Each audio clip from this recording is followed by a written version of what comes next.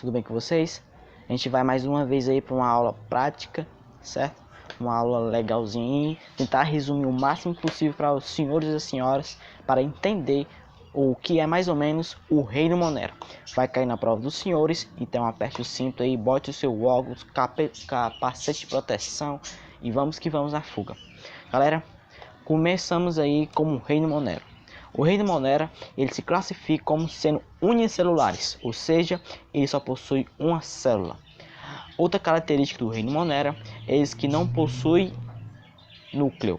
Eles não são capazes de possuir seu próprio núcleo, ou seja, o seu DNA é solto pela citoplasma, certo? Daqui o desenho lá, vocês estão podendo observar bem, certo? Que o desenho bonitinho de cada nome e cada parte da bactéria. Mas antes de vir para cá, eu quero dizer que com essas duas características, certo? Essas duas características, como unicelulares e não possuem núcleo, se chama de procariontes ou procariotes. Aí vem o nome, viu? É isso que dá o nome, porque são unicelulares e não possuem núcleo. Vamos aqui. Beleza, galera. Como eles são unicelulares, está aqui o desenho bonitinho, tá certo?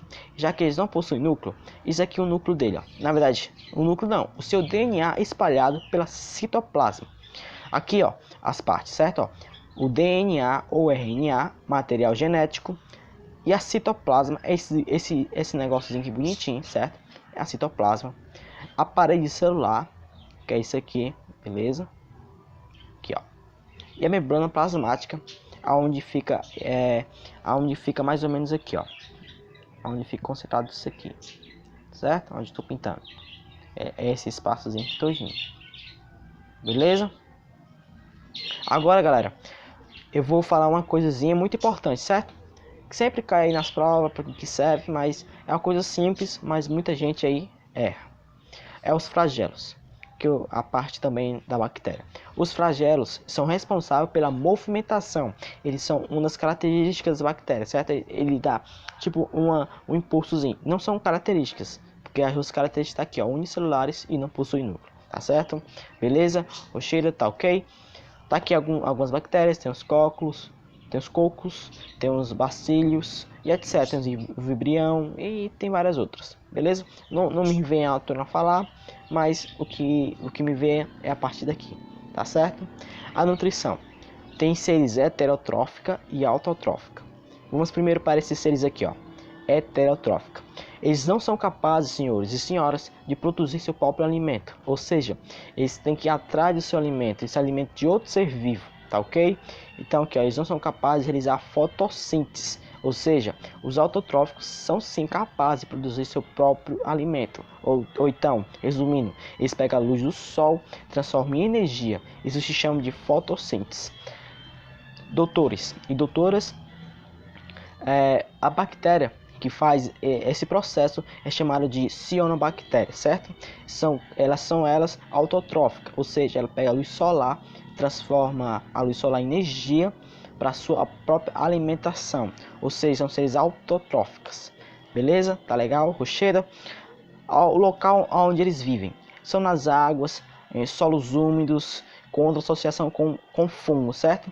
Isso é chamado, quando eles estão associados com fungos, chamado de líquens, certo? Beleza? Tá ok? Vamos para a nossa outra parte.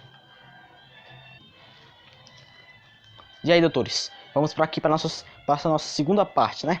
A segunda parte eu vou falar sobre a respiração, reprodução e a natureza, certo? E a associação com outras bactérias e outros seres vivos, como é que se associam. Vamos lá. A primeira é a respiração, senhores. A respiração, existe dois tipos delas: aeróbias e anaeróbias, beleza? Anaeróbias é quando eles usam o oxigênio. Quando a bactéria usa o oxigênio, ela tem contato com o ar, beleza? Então, eles são seres aeróbios. Então, se cair na prova lá o que são aeróbios, vocês colocam simples e rápido. Ó, é quando eles usam o oxigênio. E anaeróbios é quando eles não usam o oxigênio e sim a fermentação, doutores. Ou seja, quando eles pegam a fermentação, transformam aquilo em energia, certo? Energia para se mover, se multiplicar e etc. As indústrias, galera, pega anaeróbios, esses seres que fazem esse processo de pegar fermentação em como açúcar, ácido tático, iogurte, etc, certo? Essa é a produção deles. A indústria pega, modifica lá e tal, e transforma em iogurte, açúcar e etc. Beleza? Tá ok? Tá rochedo? Vamos lá. A outra parte é a reprodução. Existem dois tipos de reprodução, certo? A reprodução assexuada e sexuada. Nas bactérias, a maioria delas reproduz assexuada, certo? Ou seja, quando a bactéria pode se dividir, certo? De acordo com o processo de divisão dela, ela se produz em 20 minutos. Beleza? Ó, tá aqui uma bactéria aqui, ó, bonitinha. Uma observação muito importante. Para ela se multiplicar como essa daqui, como eu fiz no desenho, ela precisa de um ambiente mais adequado para sua reprodução, seu alimento mais ok, tem que estar preparada a bactéria para se multiplicar, beleza? Tá ok? Ó, doutores, aqui é uma bactéria, certo? Seu material genético aqui, como vocês podem ver, aqui ele se espalha, tá certo? Um vai para o lado e o outro vai para o outro, quando ela passa essa fase para essa, e depois, quando ela passa essa fase, a parede celular aqui, doutores, ó, essa parede celular se divide, um vai para o lado e o outro vai para o outro. Aqui, como vocês veem, certo? Elas são iguais, pois esse mesmo material genético é o mesmo desse, tá certo? Beleza? Tá ok? Vamos aqui, saímos dessa parte da reprodução, vamos agora para a parte da natureza, o equilíbrio. Para que elas servem? Para que elas servem as bactérias? Doutores, tem muitas bactérias, certo? Que elas são necessárias para o nosso meio ambiente. Por quê? Doutores, tem algumas bactérias que pegam seres mortos, certo? Seres vivos que já estão mortos, vão lá, fazem algo chamado de decomposição, certo? Com a ajuda dos fungos, participam, beleza? Quando eles fazem isso, essa associação aí é chamado de sapróbios. Por que sapróbios? Porque significa pod, beleza? Quando ele faz aquele processo de pegar o animal e as bactérias vão lá, começam a se alimentar lá, beleza? A fazer a sua decomposição, transforma aquilo ali de substâncias orgânicas, ou seja, gás carbônico, água, sais minerais, água, etc, beleza? Para outros seres vivos, como as plantas, pegando isso para se beneficiar, tá ok? Beleza? Então eles são seres importantes para a decomposição do aquele animal. E imagine aí, no contexto, se não tivesse essa galerinhas aqui para decompor um animal morto, então é a gente mesmo, beleza? E ia ficar um planeta assim meio louco do juízo, certo? Beleza? Vamos lá. As bactérias e outros seres vivos. Galera, existem dois tipos de bactérias, certo? Que eu vou explicar agora nesse momento. Então preste bem atenção, viu senhora? Viu senhor? Olha bem pra cá, olha pro vídeo aí, ó. Ó, doutores, ó. É o seguinte, tem bactéria que se alimentam, certo? Se alimentam de outros seres vivos e tal, da sua alimentação, e não prejudica aquela pessoa, certo? Tem bactérias que habitam na gente, que elas são associadas com outras galerinhas do nosso organismo, mas não prejudicam a gente. Pelo contrário, elas nos beneficiam, certo? Trazendo vitaminas e etc, tá certo? Já que eu vou falar agora, que tem bactérias que se alimentam, mas causam as doenças, ou seja, as parasitas. Quando aquela bactéria pega, se alimenta, ela começa a prejudicar aquele ser vivo, ela é chamada de parasita. E quando aquele ser vivo tem essa parasita, é chamado de hospedeiro, tá ok? Beleza? E quando a bactéria se alimenta, mas não causa doença, beleza? É chamado de mutualismo.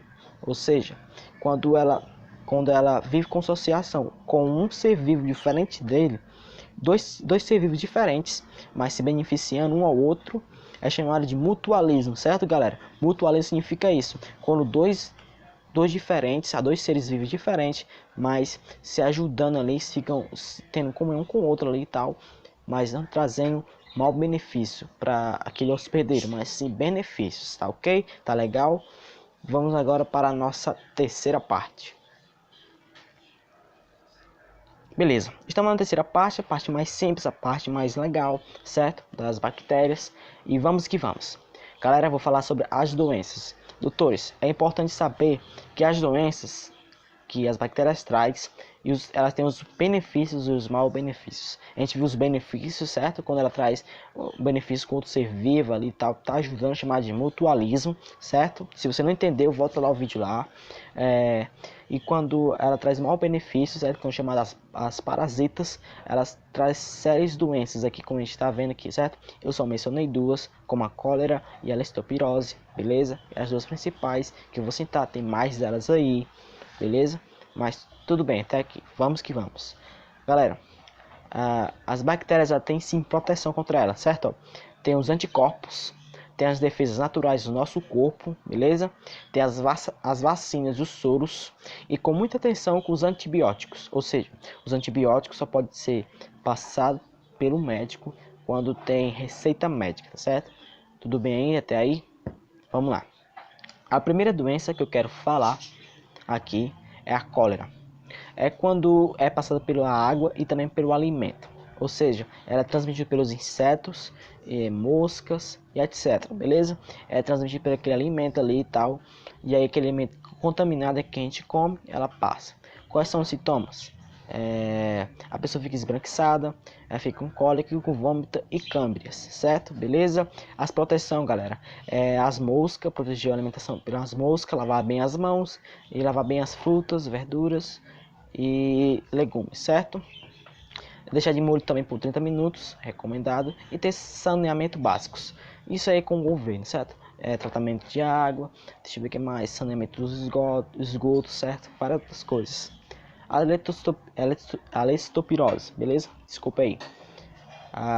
Ela é causada transmitida pela urina do rato. Ou seja, doutores e doutoras, a urina do rato, quando ela chega lá naquele ponto lá da alimentação e o alimento que você vai digerir, ela passa também por uma bactéria, certo? Essas duas doenças, pela bactéria. Aí, quando é contaminado aquele alimento, ou seja, traz doença pra gente, certo?